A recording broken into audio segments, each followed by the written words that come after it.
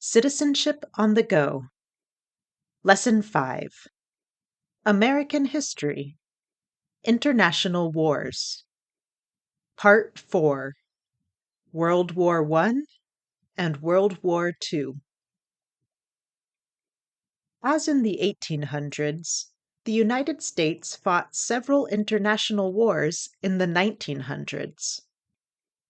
Some of the largest conflicts in which the U.S. military participated in the 1900s were World War I, World War II, the Korean War, the Vietnam War, and the Gulf War. The war we now know as World War I started in Europe.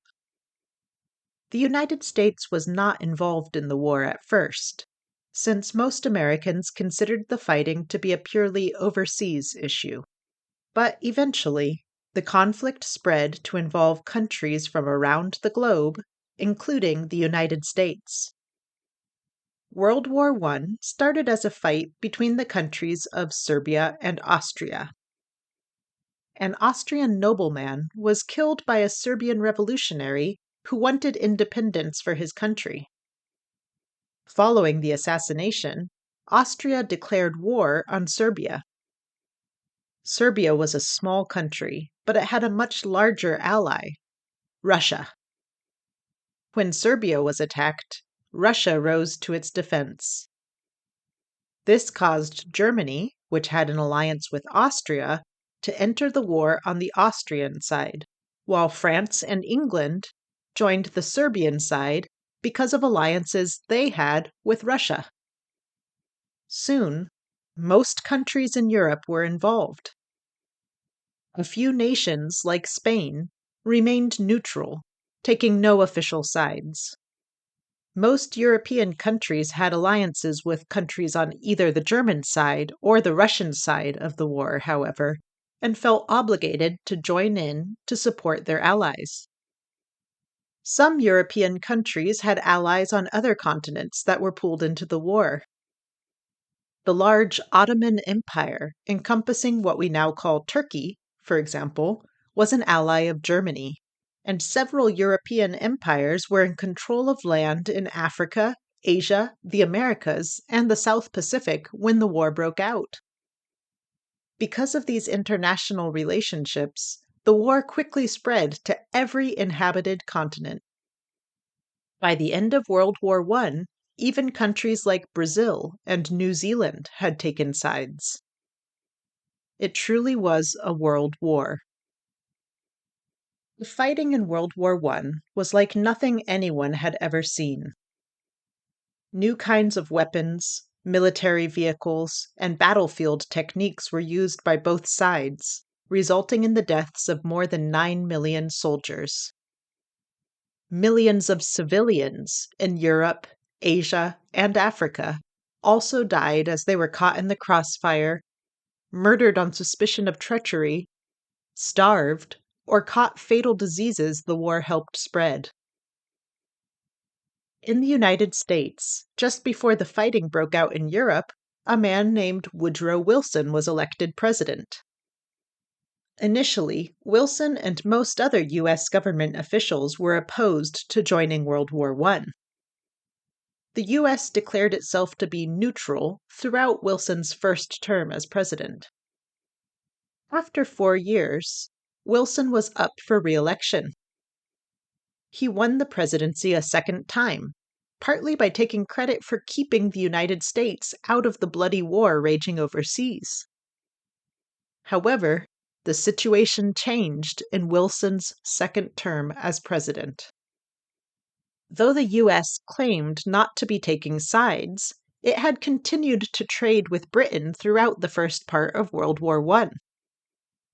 Britain relied heavily on supplies carried by ships, so to weaken its enemy in the war, Germany began using submarines to sink ships carrying British supplies.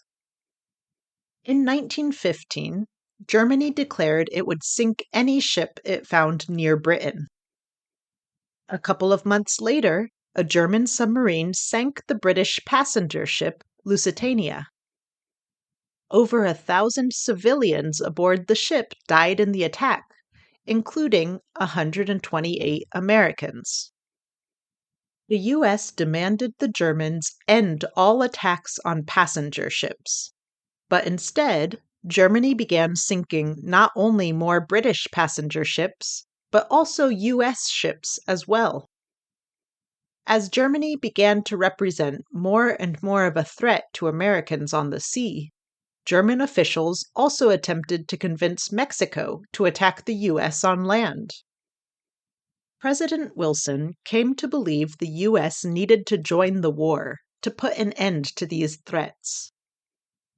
One of the powers of the legislative branch of the federal government is to declare war, so Wilson made a speech to Congress urging the senators and representatives to take action. Congress agreed and declared war against Germany. The United States sent soldiers and weapons to Europe to join the fight against Germany and its allies.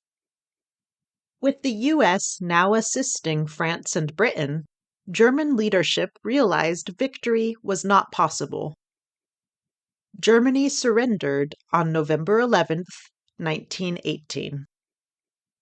Veterans Day, a U.S. national holiday that honors American soldiers who have fought in wars, is celebrated every year on November 11th, the date World War I officially ended.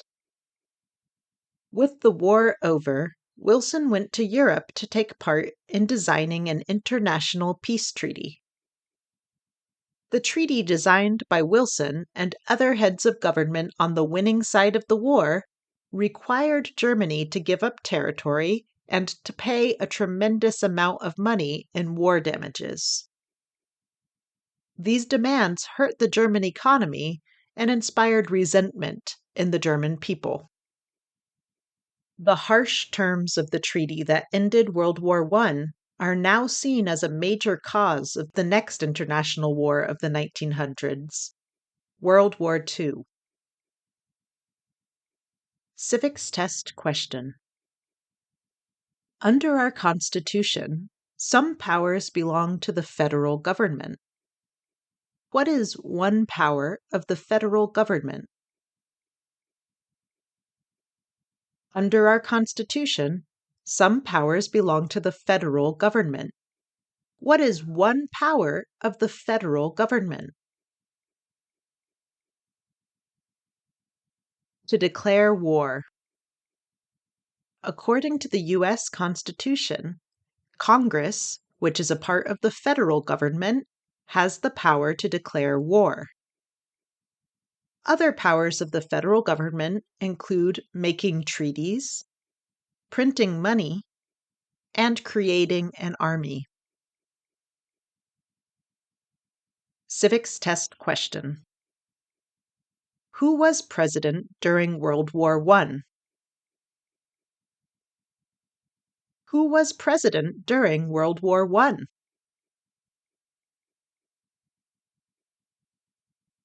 Wilson. Woodrow Wilson was President of the United States during World War I. During World War I, social and economic problems that had been building up in Russia and other countries of Eastern Europe came to a head. For centuries, the Russian Empire had been ruled by a small class of wealthy nobles. In the early 1900s, most people in Russia and in bordering countries were very poor farmers or industrial workers with few rights or opportunities in life. The Russian ruling class, by contrast, had enormous amounts of money and enjoyed many freedoms their subjects could not. Corruption was common in the Russian government, and farmers and other workers started to call more and more loudly for a change as the rich continued to take unfair advantage of the poor. When Russian men began dying by the thousands on the battlefields of World War I, and conditions at home only grew worse for Russian civilians, a popular revolution and a civil war began. the Russian government had to withdraw its military from World War I as it focused on suppressing the revolution inside its own borders. Russian revolutionaries demanded an end to the old imperial government and the start of a new government organized around the idea of communism. Communism is an economic and political system in which all citizens are supposed to have joint ownership of their nation's property and industry. In theory, communism ends division between rich and poor, creating economic equality. Russian revolutionaries who wanted communism organized an army to overthrow the imperial government. While this was happening, outbreaks of violence, disease, and famine connected to World War I continued to plague many Eastern European countries. Jewish people living in that part of the world were repeatedly blamed for issues they had no control over and were killed in anti Semitic attacks. The communist revolution gained force amid the chaos.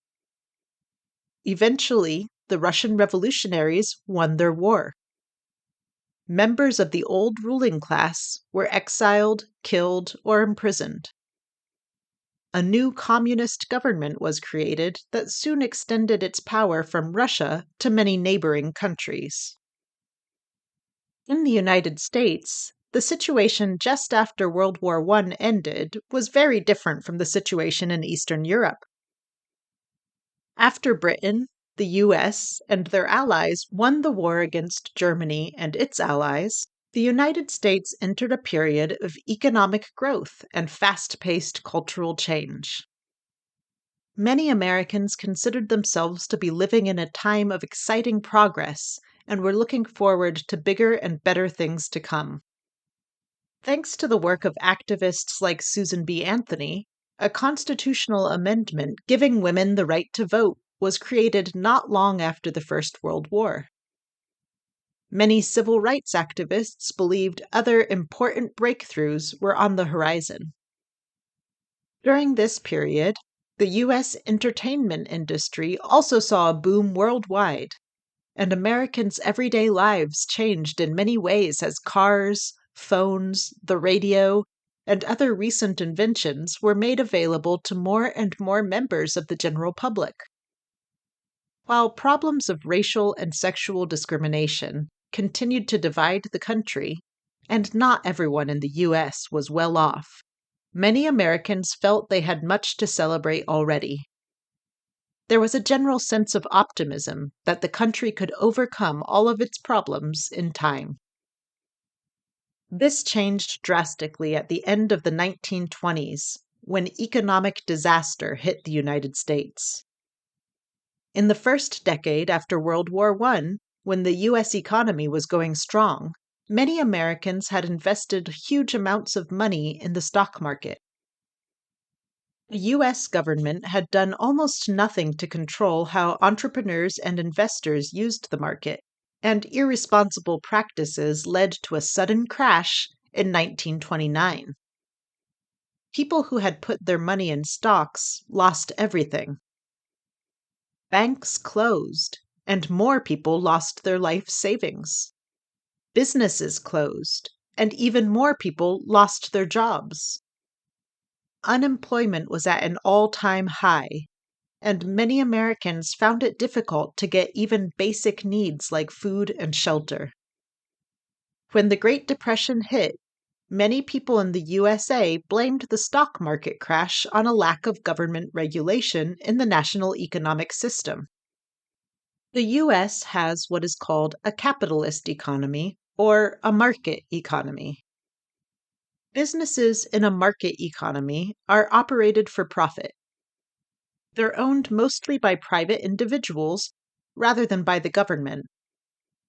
In nations with a capitalist or market economy, private businesses compete with one another to attract clients by offering products and services of different prices or levels of quality.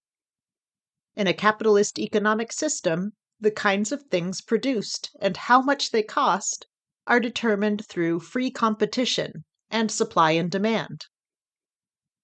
During the Great Depression, many Americans started to see having a totally unregulated capitalist economy as a bad idea.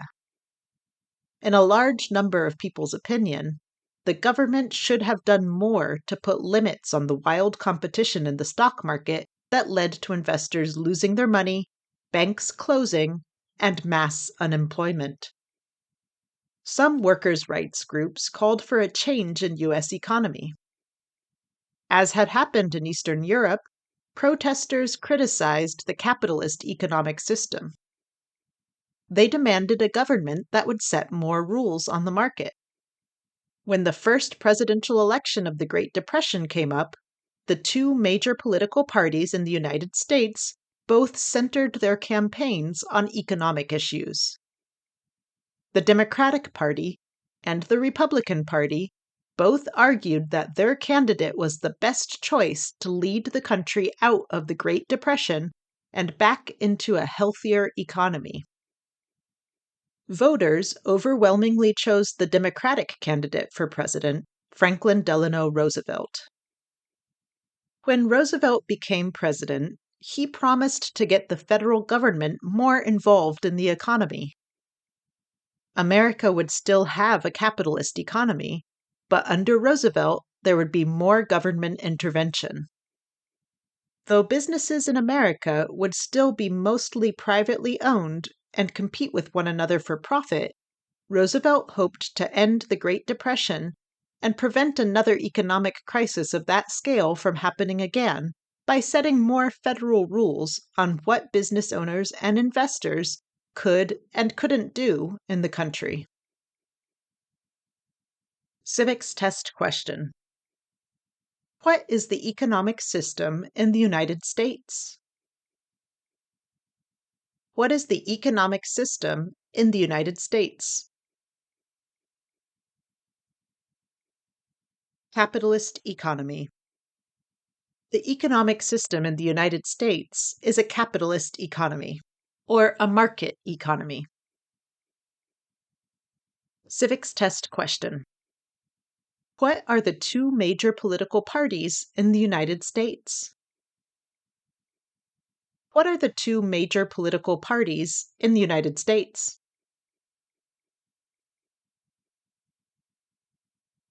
Democratic and Republican. For more than 100 years, the two major political parties in the United States have been the Democratic Party and the Republican Party. Franklin Roosevelt wound up becoming the longest-serving president in U.S. history.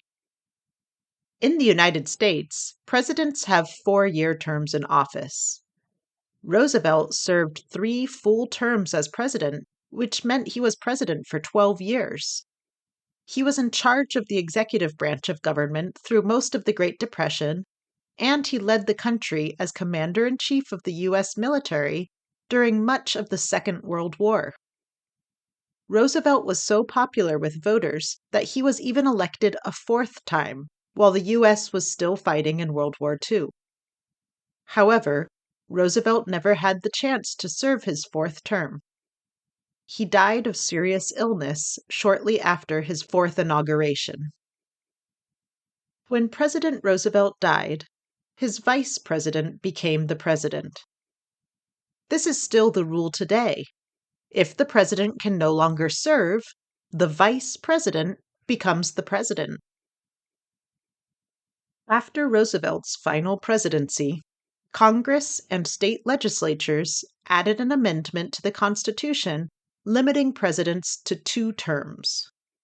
Presidents are still elected for 4 years at a time, but now, according to the supreme law of the land, no one can be elected as president more than twice.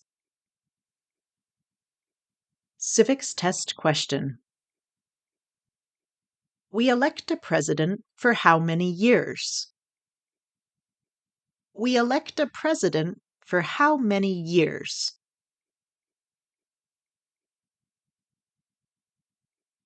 4 years. In the United States, presidents serve 4-year terms in office. Every 4 years, we hold another presidential election.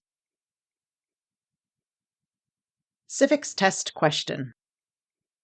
Who was president during the Great Depression and World War II? Who was president during the Great Depression and World War II?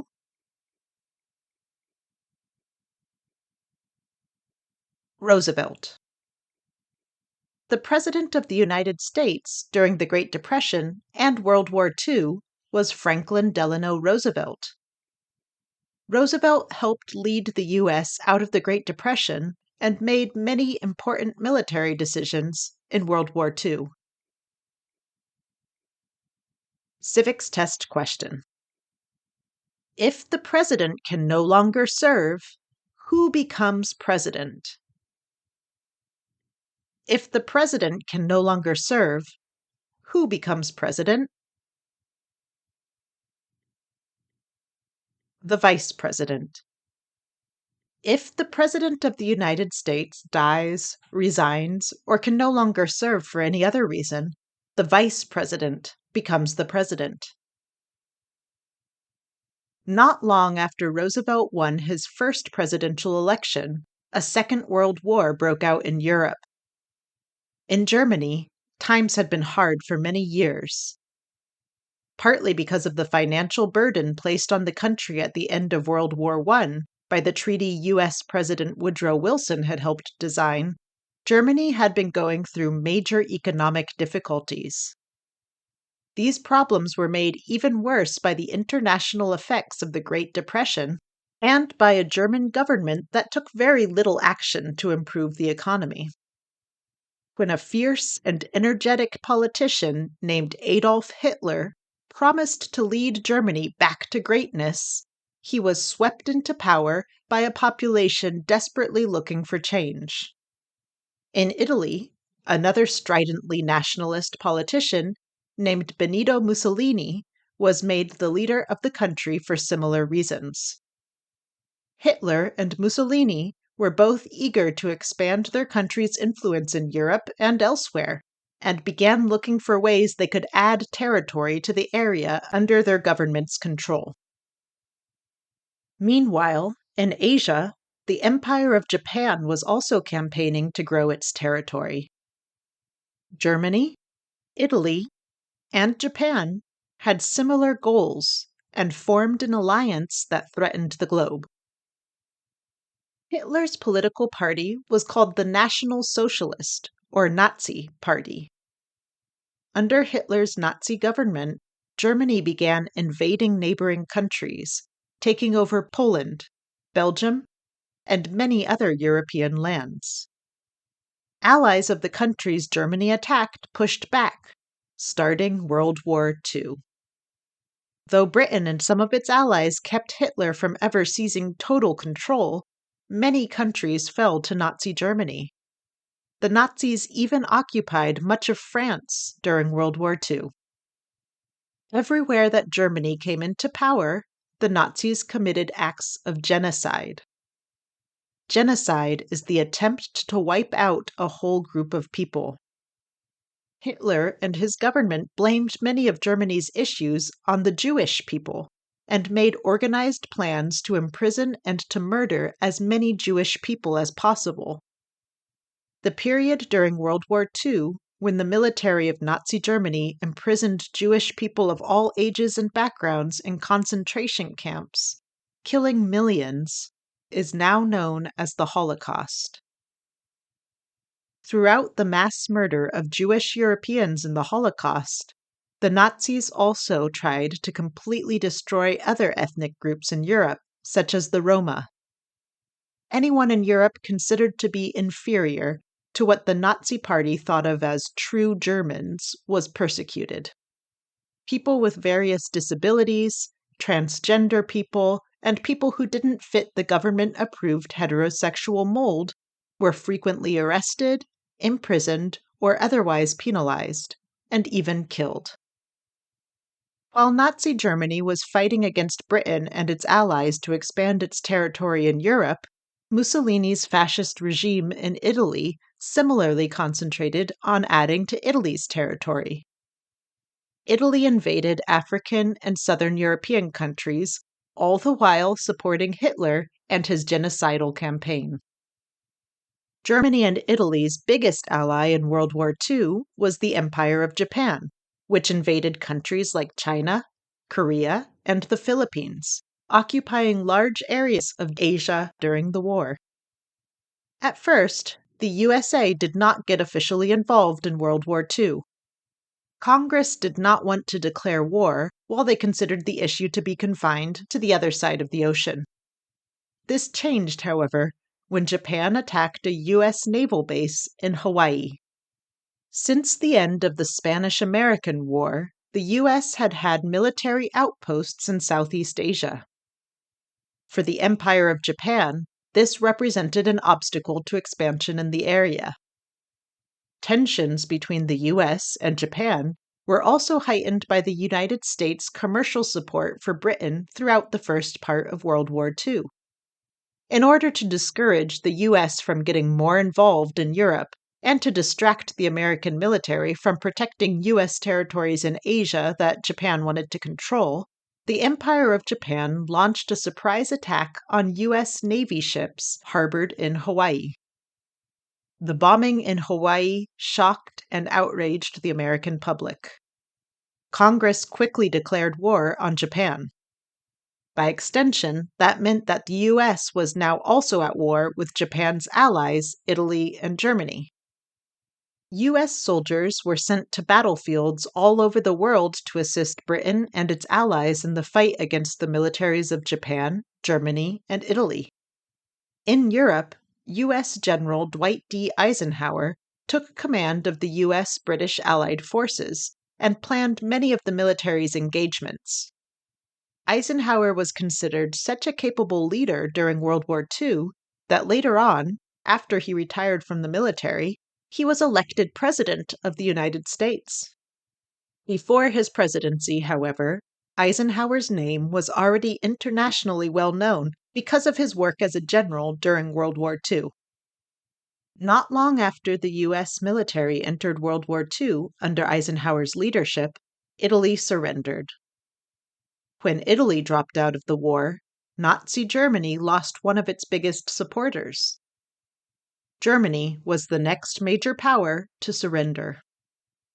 Although Germany and Italy had both conceded defeat, the Empire of Japan announced that it had no intention of ever surrendering. The United States threatened to use a new weapon against Japan if the empire didn't change its position. The Japanese military ignored this threat, and the United States dropped atomic bombs on 2 Japanese cities, completely destroying both. The detonation of each atomic bomb killed thousands of people, destroying not only Japanese military bases, but also large civilian communities. The level of destruction was greater than anything the world had ever seen from a weapon of war. Japan surrendered, and World War II was officially over. Civics test question. Who did the United States fight in World War II? Who did the United States fight in World War II? Japan, Germany, and Italy. The United States fought Japan, Germany, and Italy in World War II. Civics test question. Before he was president, Eisenhower was a general. What war was he in? Before he was president, Eisenhower was a general. What war was he in? World War II. Eisenhower was a general in World War II before he became President of the United States. Eisenhower helped lead the U.S. military and their allies in fighting against Italy, Germany, and Japan during World War II.